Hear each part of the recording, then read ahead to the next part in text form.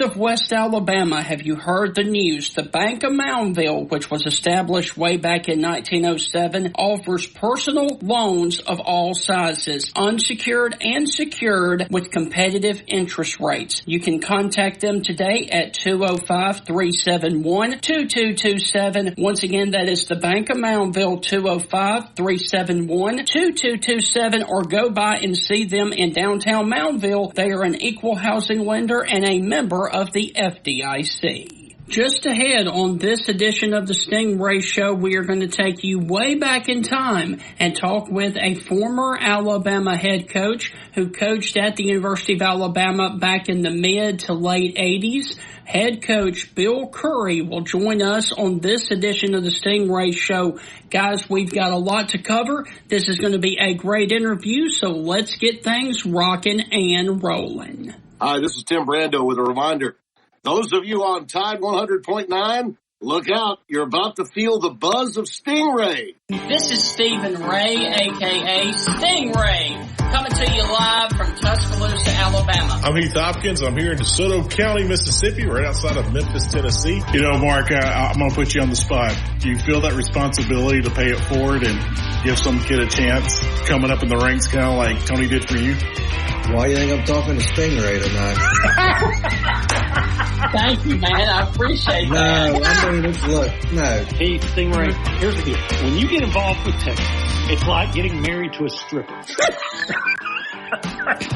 and let me explain this. It looks good, kind of sexy on the surface. Yeah, but then you get the baggage, you get the drama, you get all that eventually comes with it. And that's what you get with Texas, and that's what the Big 12 learned. And Heath, any thoughts on our show moving forward? Hey, to everyone in Tuscaloosa listening here on Tide 100.9. With the Stingray Show, if you don't like it, you better learn to love it, because it's the best show going today, baby. Woo! And with all of that, guys, we say welcome inside another edition of the Stingray Show right here on Tide 100.9. Heath, how are you doing, my friend? I am doing excellent, Stephen. It's been a good day. The good Lord has blessed me. And, hey, I can't wait for our next interview. Been looking forward to it for a long time. Yes. So real quick, I do want to mention this. I am 35 years old. So the year I was born, Coach Curry was actually coaching at the University of Alabama. But what I remember the most about Coach Curry was his awesome analysis when he took over the position at ESPN of breaking down games in the broadcast booth. I thoroughly enjoyed him for about the 10 years that he was on the broadcast there at ESPN, and I'm looking forward to seeing and hearing some stories about his time on the broadcasting games up there for ESPN. You know, Coach Curry is just a wealth of knowledge when it comes to the game of football. Oh, yeah. Played on both sides, coached, been an analyst, has even started a college football program. Yes. I've got several questions about that. I'd love to hear how that came about and how do you start that from scratch. But with all that being said, Coach Curry, he's a national treasure, and I can't wait to pick his mind on a couple of topics about football and life. So, real quick, he is a center who played football at Georgia Tech. That is his alma mater from 1961 through 1964. He was then drafted by the Green Bay Packers, the Baltimore Colts, the Houston Oilers, and a short time with the Los Angeles Rams. And then, as a coach, he was an assistant for the Green Bay Packers, the head coach at Georgia Tech, Alabama, Kentucky, and Heath, you just mentioned it, the up-and-coming program back then, Georgia State. He is also a 2-time Super Bowl champion and 3-time SEC Coach of the Year. Ladies and gentlemen, please help us welcome to the Stingray Show, Coach Bill Curry. Coach, how are things going with you, sir? Wonderful, because I got to sit and listen to you say all those wonderful things. Maybe we could run through that again. That was fun. But you left out all the bad stuff. Hey, we want you. Yes, sir. We want you to look like the smartest and brightest guy in the room on our show. Well, you're in trouble. Coach, where are you coming from to us here in the world today? I'm in Atlanta, Georgia, which is hometown for my wife Carolyn and me. Although Carolyn was born in Mobile, Alabama, her dad was in the service. I'm not allowed to give her age, but I'm 80 and she's older than me. So I'll just leave it at that. We love Atlanta. We grew up here. We lived just about everywhere in America. Enjoyed them all, but our heart's here. So we're going to live here as long as we can. Yes, sir. There you go. Coach, real quick, what do you miss about old Atlanta, whether it was in your childhood or as a student there at Georgia Tech? What do you miss about the old days of Atlanta? And we could roll out traffic. How about that? Wow. The thing about the traffic in Atlanta, which is so horrendous, it was just as bad in the old days because now we have 6 lanes and they're all clogged. Then we had 2 lanes and they were clogged. Right. So, I mean, for me, we thought we were being smart. When we first got married, we were 20 years old, believe it or not. And we grew up in College Park and we didn't want to be close to either one of our mamas. We didn't want them popping in to see us. So we lived in Norcross, which is about 25 miles north of Atlanta. Right. And I had to drive to 8:00 classes and then stay for football practice and then drive home. Well, if I left the house at 2 minutes till 7, I could get to Georgia Tech by 7:40. If I left at 2 minutes after 7, I got to Georgia Tech about 9:30. Wow. And my professors and my coach, Bobby Dodd, were not happy about that because he made us go to every single class. Right. And that's the only reason I graduated. So what I miss about old Atlanta is there was a sense of, I don't know if intimacy is the right word. My dad worked downtown at a large department store. He was in charge of sporting goods. So I had my run of the best, prettiest boats and baseball gloves and football helmet. Now, I thought that automatically meant I was going to get one of those baseball gloves. I had to go get a job and buy one. He didn't give me any of that stuff. But I miss being able to go downtown and, most days you could walk in and out of shops and stores and you knew an awful lot of people, not everybody. This was before integration, but there were reasonably friendly relationships between African Americans and Caucasians. Certainly not the way they should be, but they were okay. And so I miss that sense of belonging. We still belong to Atlanta, but it's so huge now. I remember the day, and I was so excited because there's a digital display on Peachtree Street that gives the population of Atlanta. I remember the day we reached 1 million. Wow. It was around 1965. And I just thought, wow, we're big time now.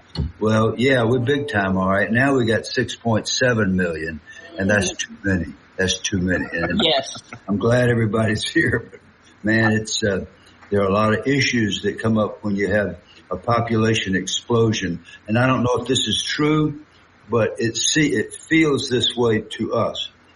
There was a National Geographic or one of those kinds of reports of population growth, and the science showed that the largest and most rapid expansion of human population for one geographic unit in the history of mankind occurred in Atlanta, Georgia over the last 50 years. Right. It feels that way. It feels like that's true. I'm not 100% sure that it is. Yes. But so, I kind of miss when we were sort of halfway a small town.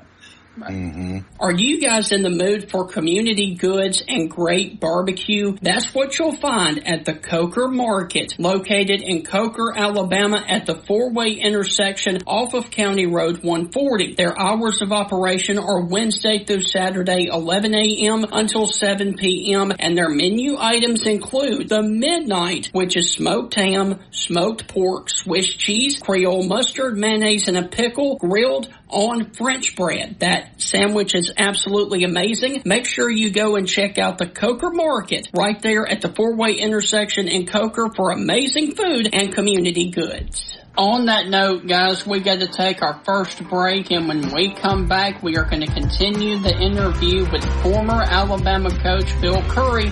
That's on the other side of the break. You're listening to the Stingray Show right here on Tide 100.9. Citizens of West Alabama, have you heard the news? The Bank of Moundville, which was established way back in 1907, offers personal loans of all sizes, unsecured and secured, with competitive interest rates. You can contact them today at 205-371-2227. Once again, that is the Bank of Moundville, 205-371-2227, or go by and see them in downtown Moundville. They are an equal housing lender and a member of the FDIC. Do you guys like to fish? I know I do, and if you have a pond or lake in your backyard that needs stocking of fish, you need to contact biologist Jeff Bagwell with Honey Hole Fisheries. He can help you stock your lake with bluegill, largemouth bass, and hybrid striped bass. You can get in touch with Jeff Bagwell and Honey Hole Fisheries at 205-799-0192. Once again, that is Honey Hole Fisheries, 205-799-0192. Contact Mr. Jeff Bagwell today and let him help you build the lake of your dreams. Do you guys dream about owning a home or a condominium down on the beautiful beaches of Alabama, say Orange Beach, Gulf Shores, or maybe even Fairhope? Then let me tell you about First Class Real Estate South Home Group's owner, Celeste Hagler. She has brokers down there in the beautiful beaches of Alabama to help you purchase the home of your dreams and to live where you love in the state of Alabama. You can contact Celeste Hagler at 205-861-5698. Contact Celeste Hagler today to help you live where you love in the state of Alabama. 9 traffic. Tuscaloosa traffic now from the Townsend Nissan Traffic Center. And we have an accident spot working I-359 at 35th Street. And an earlier crash on Stillman Boulevard at Lorleen B. Wallace Boulevard has cleared. All lanes. And watch for road work, lane closures, and preparation for the work on the new 69 flyover bridge to begin later this year, Oscar Basker Drive and Highway 69. With your Tuscaloosa traffic now, I'm Angie Burlingame. Follow the Crimson Tide on their journey to another national championship. Touchdown, Alabama! On your home for Alabama sports, Tide 100.9, and streaming on the Tide 100.9 app.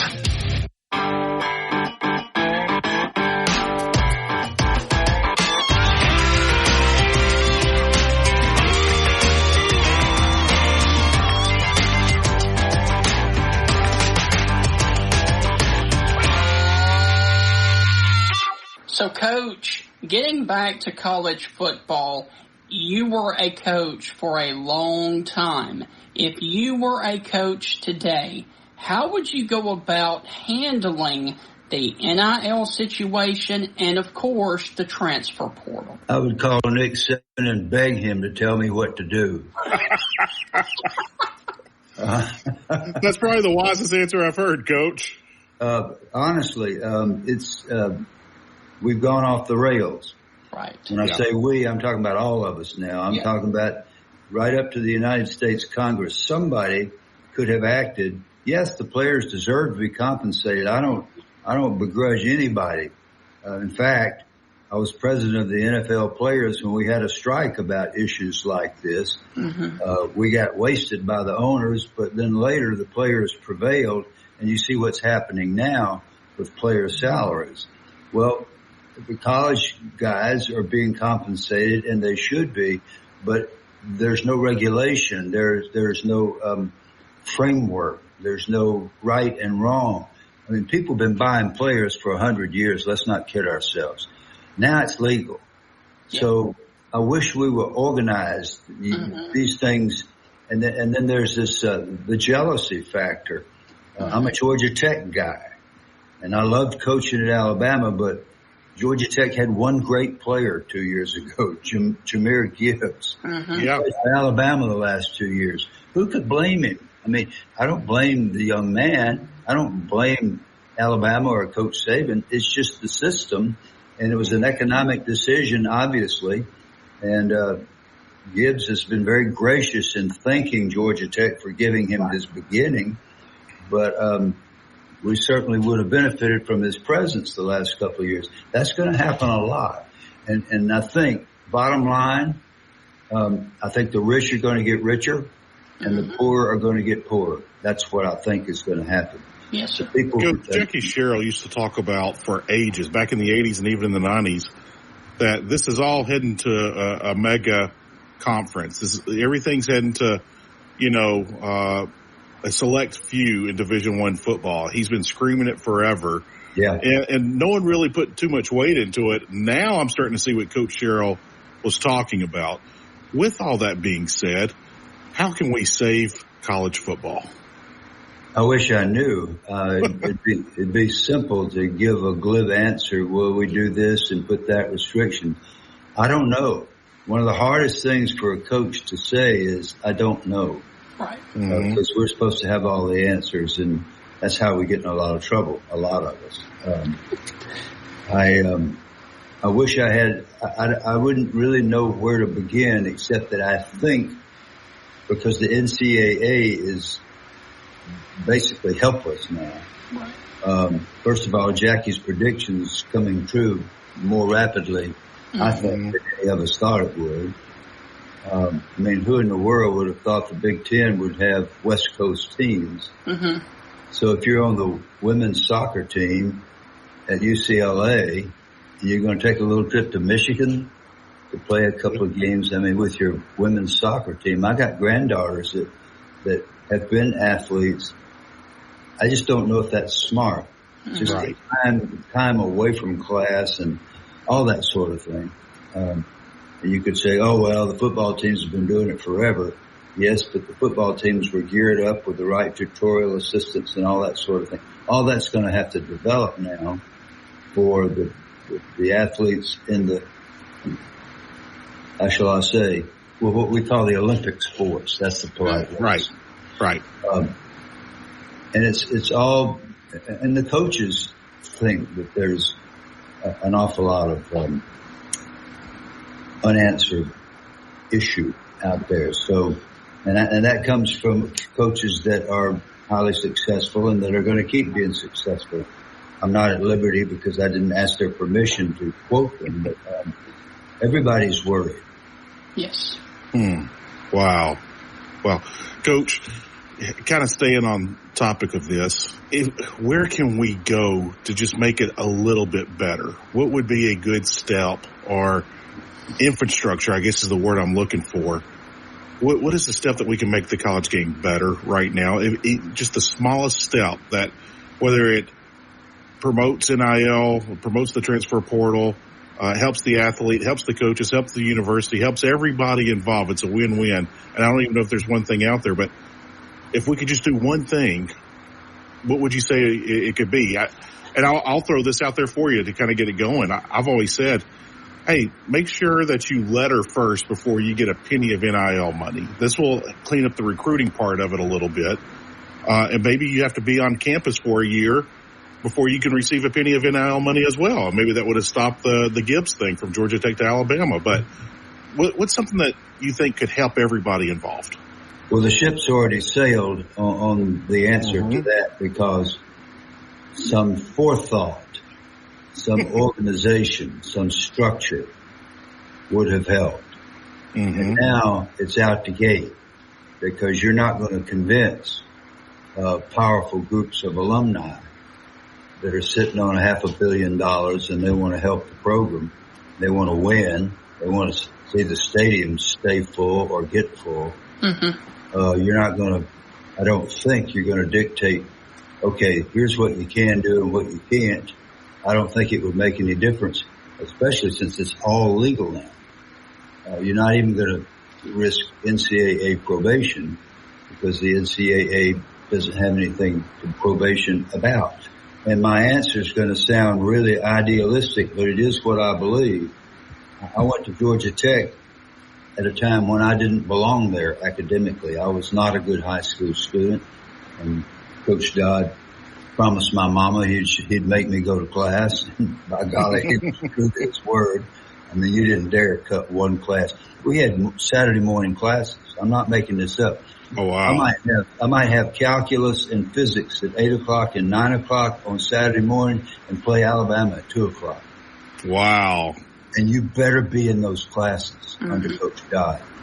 Wow. So naturally, and because of that, it forced me to go sit, and it made me sit on the front row and take notes.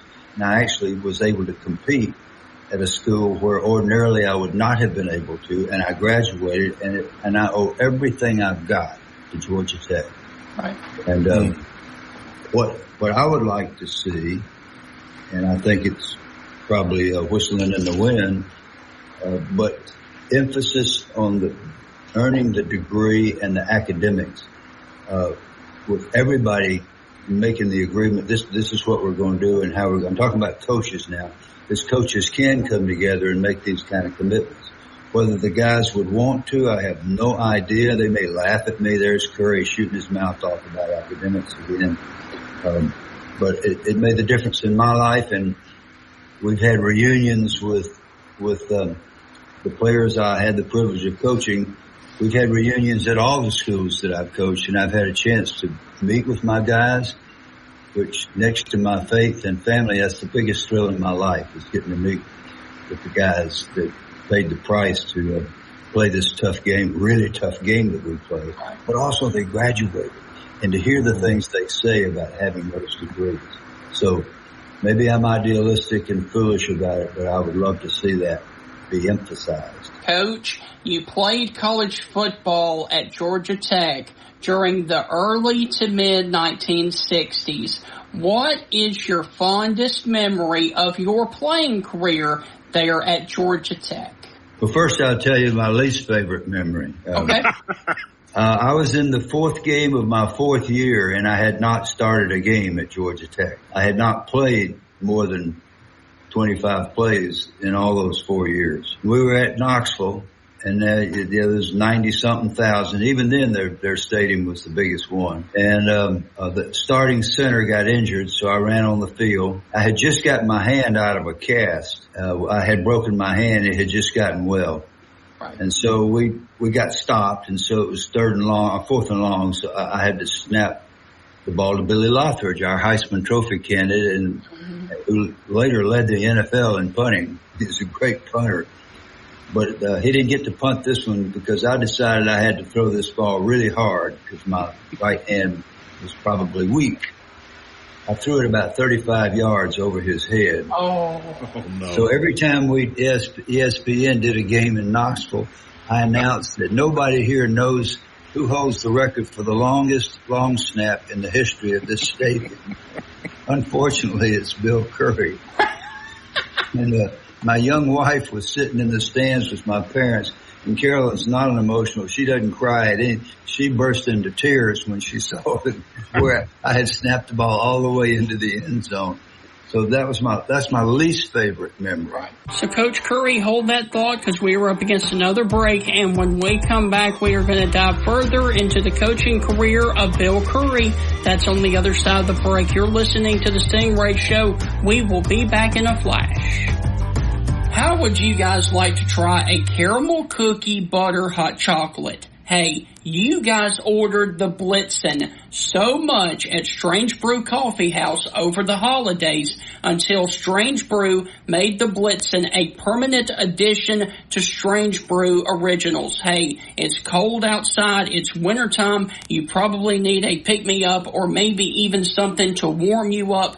Go by Strange Brew Coffee House on the Strip at the University of Alabama, 1101 University Boulevard, and get you something that will warm your heart and your soul right here on the Strip at the University of Alabama. Are you guys in the mood for community goods and great barbecue? That's what you'll find at the Coker Market, located in Coker, Alabama at the four-way intersection off of County Road 140. Their hours of operation are Wednesday through Saturday, 11 a.m. until 7 p.m., and their menu items include the Midnight, which is smoked ham, smoked pork, Swiss cheese, Creole mustard, mayonnaise, and a pickle, grilled on French bread. That sandwich is absolutely amazing. Make sure you go and check out the Coker Market right there at the four-way intersection in Coker for amazing food and community goods. Your life can change on a dime, and if you are relocating for your job up to the Rocket City of Huntsville, the fastest growing city in the state of Alabama, you need to contact Celeste Hagler of First Class Real Estate South Home Group. She has brokers all over North Alabama to help you get settled with buying a new home in North Alabama. You can contact her at 205-861-5698. Once again, that is Celeste Hagler, 205-861-5698. 5698. Contact Celeste Hagler today to live where you love in the state of Alabama, even in the Rocket City of Huntsville. The best sports talk in the state. Tide 100.9 and streaming on the Tide 100.9 app.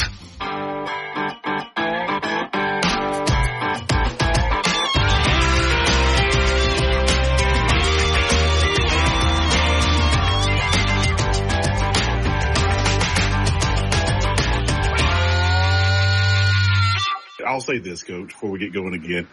I read an article years ago with Tony Bennett, and I don't want to say I'm a Tony Bennett fan. I can only name you one song that he ever sang. But he said something in that interview that just shocked me. It's always stuck with me. He said, always let other people appreciate your art. And that just kind of struck me. And so when you guys get to show off your championship rings, I was like, they're letting other people appreciate their art. And I'm grateful that you showed that to us, Coach. I'm very grateful for that. Well, I'm grateful that you appreciate it. And I was never a big Tony Bennett fan until he did an album with Lady Gaga. And the two of them together are unbelievable. They were. They are wonderful. I listen to them frequently. There was a guy that I used to work with at the bank, and he talked about Lady Gaga, and he's in his 50s, and I was just shocked that he knew who Lady Gaga was, actually. And but he was a big Tony Bennett fan as well, and he said that he told me one time, I told him that story about Tony Bennett, what I just mentioned to you, and he said he read an interview with her, and when they worked together on that album, and said, the dementia was setting in, but he would smile when he would see her, and he would forget her name, but he would always call her friend. And she said that meant so much to me. And he would just smile. He goes, "Good morning, friend. I'm so glad we're doing this again." And she would lead him through the lyrics of the songs where he was struggling. Mm-hmm. And the thing, when I first saw her and saw her name, and I thought it was silly, and I thought she couldn't possibly be a decent artist. And then I heard her sing, and oh my gosh, she's got incredible talent. Her voice is out of this world. And I was a music person way before I was an athlete. And when I was a child, music was playing all the time at our house, all kinds of music. So I've really enjoyed her art, but I also appreciated the way I didn't know that story you just told, but I'm not surprised. Wow. Great stuff, Coach. I wish I was your neighbor. I would trade stories with you all day, Coach. Well, we'd have fun. We'd have to roll our jeans up a little bit to get a little high and deep, right? All the BS, but it would be great fun. Coach, you played in the NFL for a long time, but what did you enjoy? What city did you enjoy the most, or what franchise organization did you enjoy the most playing for? Well, I was so lucky to almost all the teams that we played for, and Carol and I played together. She doesn't ever let me say I played. We played. Okay. She was captain of the cheerleaders when we were in high school. And we figured out a couple of summers ago that she's done over 700 football games with me. Wow. All the way through high school. Coach Dodd used to bring the girlfriends to our games at Georgia Tech and seat them on the sidelines with corsages. Can you believe it? Wow. Classy. You think we played hard? Man, yeah. We didn't want to disappoint those girls. But Carolyn and I lost my train of thought. What was the question? Where did you enjoy playing the most? Yeah. Where did I enjoy playing the most? So we got to play at Tech, obviously, my last year and a half.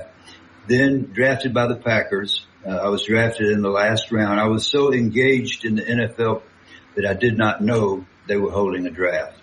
I didn't know they were having a draft. And they had 20 rounds in those days. And it turns out Vince Lombardi had turned to his personnel man, Pat Pepler, who loved to tell this story in public. And he said, Pepler, we've drafted 19 players. It's 2 a.m. I'm going to bed. Do something humorous with the 20th selection. So they did. And I reported to Green Bay. And we really enjoyed our time at Green Bay. We were world champions both years, 65 and 66. But then Coach Lombardi put me on the expansion list. I was claimed by the New Orleans Saints, and they were so excited about me that they immediately traded me to the Baltimore Colts, where there was a young coach named Don Shula. Wow. So I ended up playing for Vince Lombardi and Don Shula and Bobby Dodd, if you can believe it. Amazing. And the answer to your question is the years that we loved the most. We had 6 years with the Baltimore Colts, and we were virtually unbeatable most of the time. We lost the big game in Super Bowl III. That's what everybody remembers. But we won most of our games virtually all the time. And we finally won the Super Bowl in Super Bowl V. Those were the best years. They were just, I love the guys with the Packers and the guys with the Colts. But I was a grown up by the time I got to Baltimore. I was still a kid at Green Bay. Gotcha. So those were our best years. And by the way, along the way, I had a privilege of hiking the ball to Bart Starr and Johnny Unitas. Amazing. That's awesome. Try to imagine that.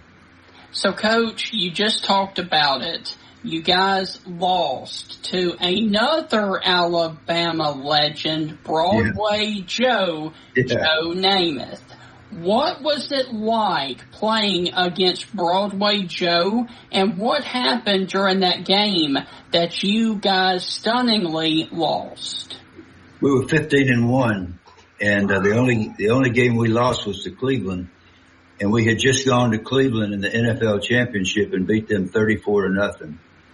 So we show up at the Super Bowl to play the Jets and Joe got goaded into a comment of, I guarantee we're going to win the game. He didn't mean to say that. He and I have been good friends. I expected to detest him when I went to the Senior Bowl. He was the quarterback. I was the center for the South squad. And after about 5 minutes on the practice field together, we became buddies, and we've been buddies ever since. You can't dislike Joe Namath. You just can't. I don't care how hard you try. You can't do it. Right. My wife didn't like him at all, and she talked about it a lot. So we had him to dinner while we were coaching in Alabama. And when he left the house, she said, "Oh my gosh, I made a terrible mistake. I just love him." So we love Joe. He's a great guy, and he played a very measured, very wise game against us. We turned the ball over. The answer to your question is we lost the game because we turned the ball. You can't play a good football team and have a bunch of turnovers and win. You can't do it. And then in the fourth quarter, we couldn't stop them. Matt Snell, Emerson Boozer was the blocker. Matt Snell was the runner. Winston Hill was the tackle. And they just ran the ball down our throat and kept it away from us and won the game.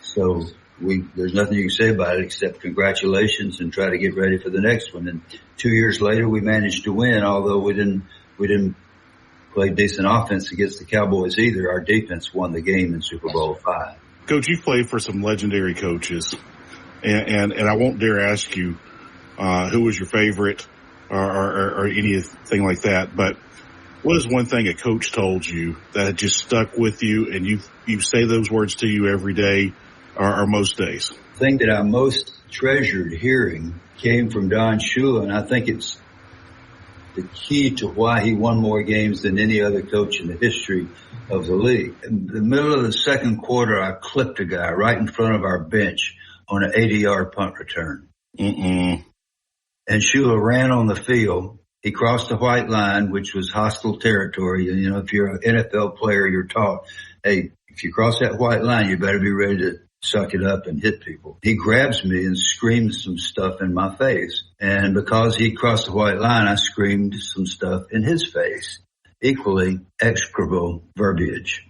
Totally improper with the head coach. So Tuesday morning, we're watching the films, and John Sandusky, the assistant coach, he said, "Curry, is that a clip?" I said, "Well, it might be." He said, "Well, let me make a suggestion. Next time you decide to dog cuss the head coach on national television, you make very sure that it's not a clip." Wow. I thought, Carolyn's flying in with our 5-week-old baby girl, and I'm going to get fired after one game.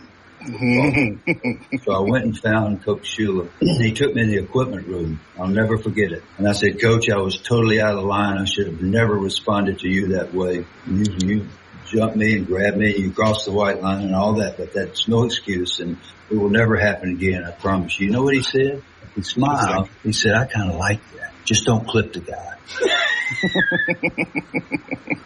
I think he built that kind of, you think we played hard for him?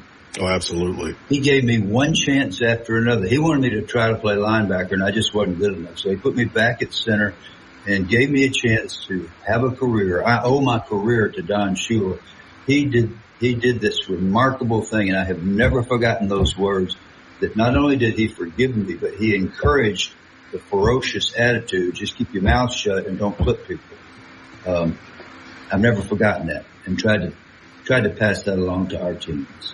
On that note, we got to take our last break here on Tide 100.9, and when we come back, we are going to finish up the interview with head coach Bill Curry. That's on the other side of the break. You're listening to the Stingray Show right here on Tide 100.9. Go inside the Alabama Crimson Tide with the Gary Harris Show. Hey everybody, it's Gary Harris. Coming up Wednesday morning at 9 a.m., we're going to have the latest Bama football recruiting with Andrew Bone. Also, Bart Height on hoops. Your phone calls and more. That's the Gary Harris Show, Wednesday at 9 a.m. on Tide 100.9 FM and 1230 a.m. WTBC. Catch the Gary Harris Show Monday through Friday, 9 to 11 a.m. on Tide 100.9 and Tide100.9.com. Since 1999, residents of Tuscaloosa has depended on this butcher shop and grocery store. I'm talking about South's Finest Meats. With their specialty meats and fresh to frozen bulk vegetables, you can prepare delicious home-cooked meals all week long. At South's Finest Meats, customer service is their number one priority, and when you shop with them, you can expect to be treated like an MVP. Go by and check out South's Finest Meats at 3201 10th Avenue right there in Tuscaloosa. South's Finest Meats, the official sponsor of the Stingray Show. Residents of Tuscaloosa, are you guys upsizing, downsizing, looking for college housing, or even relocating for your job right here to Tuscaloosa? If that's the case, then you need to contact Celeste Hagler, owner and operator of First Class Real Estate South Home Group. She can help you with the buying, selling, and investment needs throughout the state of Alabama. You can contact Celeste at 205-861-5698. Reach out to Celeste again at 205-861-5698 and schedule a consultation to discuss your real estate goals and to live where you love in the state of Alabama. Are you guys in the mood for community goods and great barbecue? That's what you'll find at the Coker Market, located in Coker, Alabama at the four-way intersection off of County Road 140. Their hours of operation are Wednesday through Saturday, 11 a.m. until 7 p.m., and their menu items include the Midnight, which is smoked ham, smoked pork, Swiss cheese, Creole mustard, mayonnaise, and a pickle, grilled on French bread. That sandwich is absolutely amazing. Make sure you go and check out the Coker Market right there at the four-way intersection in Coker for amazing food and community goods. Tide 100.9 traffic.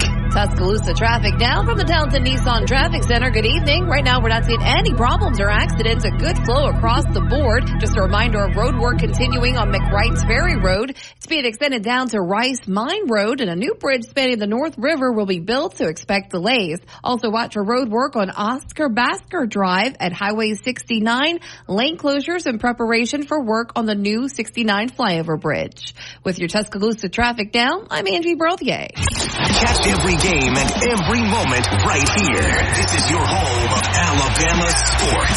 Tide 100.9 and streaming on the Tide 100.9 app.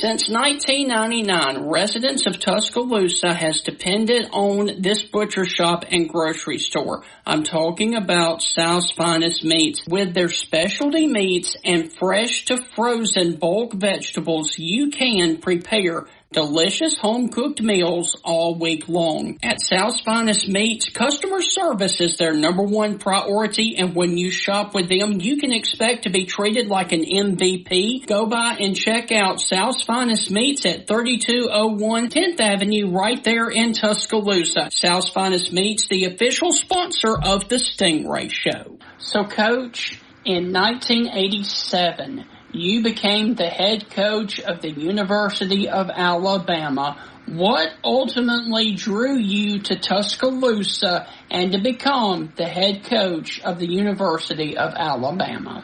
Joab Thomas and Paul Bear Bryant. Dr. Thomas and I had gotten to know each other through the what was then called the CFA, the College Football Association. And I was so impressed with Dr. Thomas because he was a football guy. He had played football. He had been an outstanding high school player in the state of Alabama. Then he'd gone to Harvard. And he loved the sport, and he wanted to win national championships, but he also wanted everybody to graduate. So he and I, years before this happened, we had hit it off in those meetings.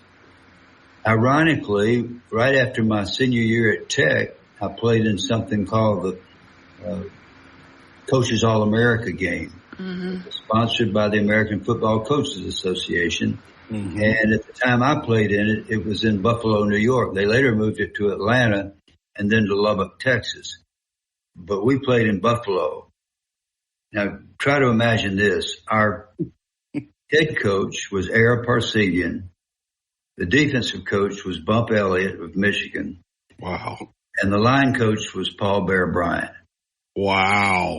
And I was the center. And I thought, and Georgia Tech and Alabama had just had a big falling out over a incident on the field. We're not going to get into that. But I just thought this is going to be a miserable week because I'm not going to, Coach Bryant's probably going to kill me or something. He was so wonderful to me. He took me under his wing. He asked me one day, would you like to, he said, I don't have any of my guys here. Would you like to go to Alabama alumni meetings? I said, you have Alabama alumni meetings in upstate New York? He said, yes, I do. Coach Bryant took me to those meetings, introduced me as if I were one of his own, took me to the horse races, believe it or not. And then we communicated really well on the football field. We had a great game. We ran the ball up the middle a lot. I was the center. And I just loved playing for Coach Bryant. That was another big part of the decision to go to Alabama. Yes, well, Coach, obviously we're not a show about controversy, so if you do not want to answer this question, I completely understand.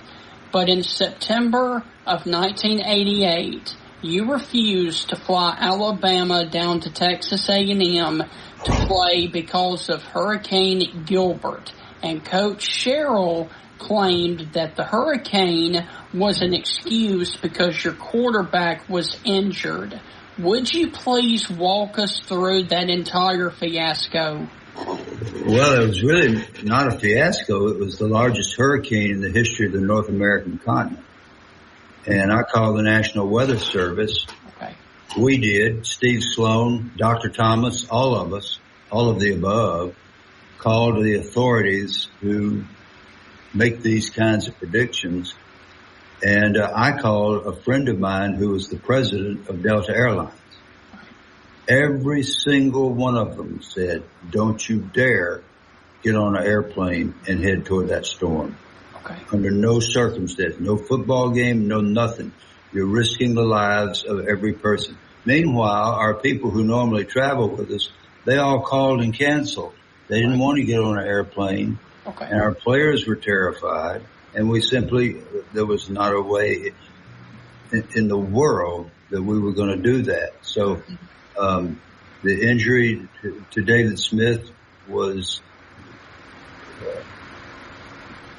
coincidental, but we wouldn't have gone no matter if we had 18 quarterbacks. We wouldn't have gotten on an airplane and flown into that thing. And I told Jackie, look, first available date, we'll come play you guys. I'm sorry this is happening, but don't make this into something that it isn't, and tell the truth about the storm.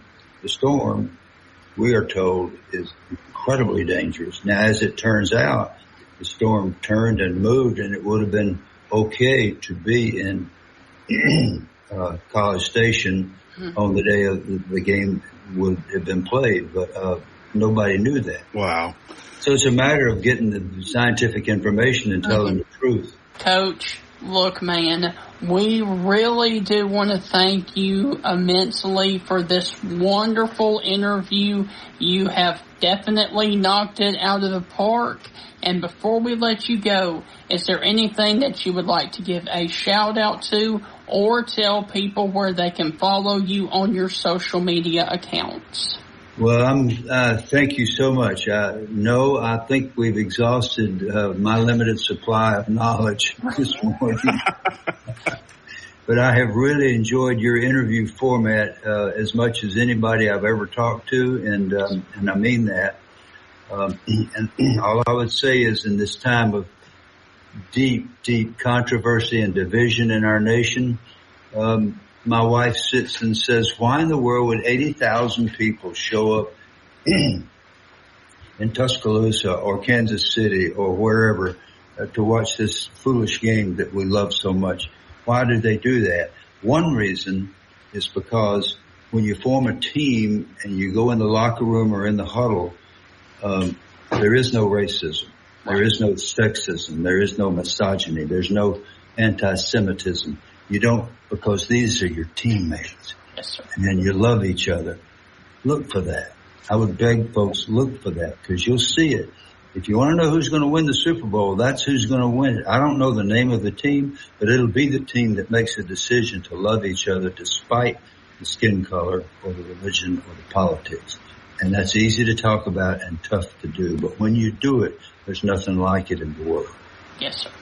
Coach Curry, before we let you go, I do have one fun question. We were talking about music during the break, and I was so shocked that you mentioned Lady Gaga, and you mentioned that growing up there was music around your house. You were a music guy before a football player.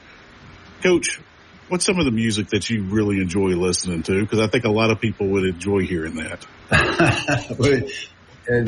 It starts out highfalutin because my parents didn't know much about music, but they bought the best music. We had those big old 78 records, and they told me to destroy them. I scratched them all up as a kid. But it was Mozart and Beethoven and Rimsky-Korsakov. And I loved all the classical music. And then we had a phenomenal choir director at our church, so I sang in the choir, and I sang At the Cross when I was 7 years old. I can still sing it, but not very well. And then as soon as I got into high school, I just flipped out over Jackie Wilson. And gosh, I loved there were so many great vocalists. Oh gosh, we even like Little Richard. We like Little Richard. I love Al Green. I love all the African American guys that can really sing, and the women. So you're a Motown fan? Tina Turner. I mean, we went and saw the play Tina in Atlanta. It's worth seeing. Just a couple of months ago. So all of the soul music and rhythm and blues and rock and roll. Johnny Mathis was the name that couldn't call out. Sam Cooke was awesome. Loved all those guys. In addition to the classical music, and believe it or not, I still listen to all that on Napster every single day of my life. Very fun. Extremely fun. Thank you for sharing that with us, Coach. Coach, it has been nothing but a pure joy to talk to you today. I hope that you'll come back and visit with us again. There's a million more questions I'd love to ask you, but thank you so incredibly much for coming and blessing us with your time today. Well, it was great fun to be with you guys, and keep up the good work. All right, we'll do, and I will be in touch soon about having you back on, Coach. Appreciate it. Thank you. Thank you. So, guys, that is going to wrap up another edition of the Stingray Show. We hope that you have thoroughly enjoyed it with Bill Curry. There will be no Stingray Show tomorrow evening due to the fact that Alabama plays Auburn on the hardwood. We will be back on Thursday evening with a recap of Alabama and Auburn and a look ahead to the weekend's action of college basketball. So, guys, we will see you on down the line, and that on down the line will be on Thursday evening right here in Tuscaloosa.